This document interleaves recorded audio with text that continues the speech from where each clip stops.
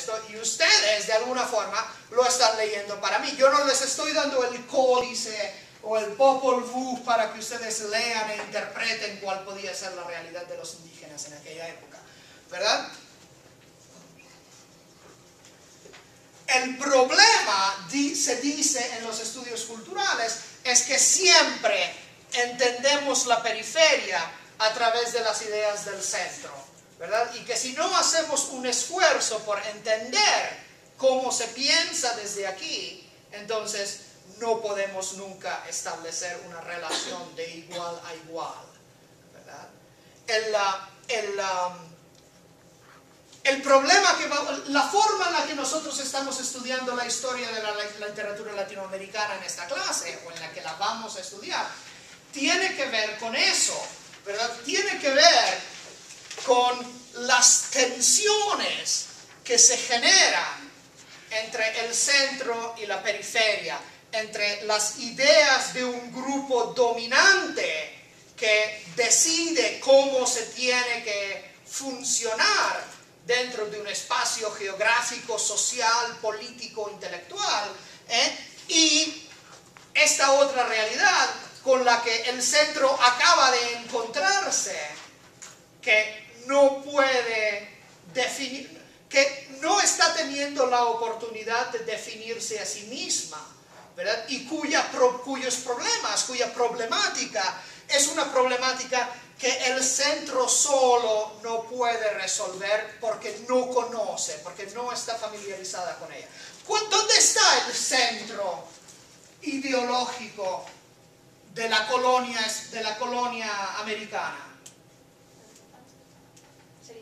Es peor que en Europa, es en España, ¿verdad? Es decir, todo lo que va a pasar en América se decide de antemano en Europa, en un principio, ¿verdad? El rey envía a los ¿verdad? De la corte se envían a los capitanes, ¿verdad? A las subcapitanías, etc. Hay todo un proceso de delegación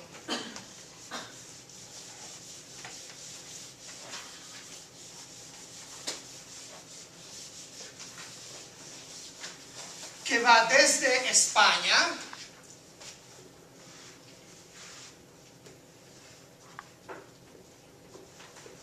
a la colonia, y toda la información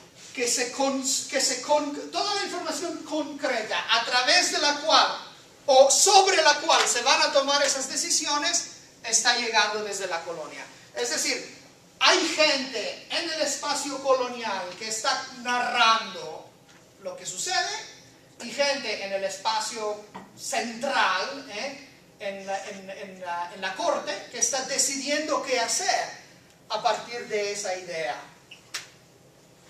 ¿Qué problema hay con eso?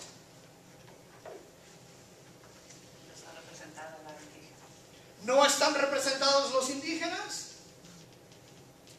No, una pregunta, ¿no hubo interacción entre ellos? Y entonces hay como escritos también del otro lado, del punto de vista de los indígenas, así que no veo que haya... Cuidado, ¿cuáles son los escritos del lado Bueno, yo de los digo indígenas?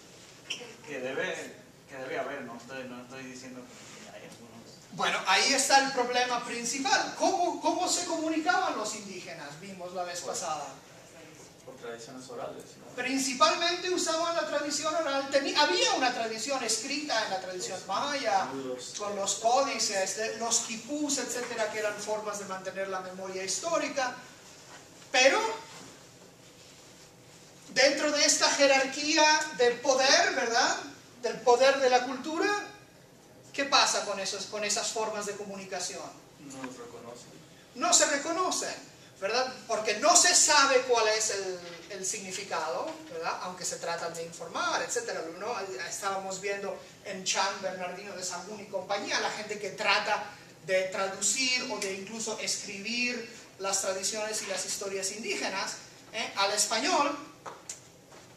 Pero, ¿qué problema había con esas traducciones? No solamente no eran perfectas, Eran traducidas tal vez desde el punto de vista traducidas desde el punto de vista europeo, y también en la narración se trataba de, o sea, el indígena narrador trataba de asociar esa historia tradicional con la tradición española o con la tradición europea. Y el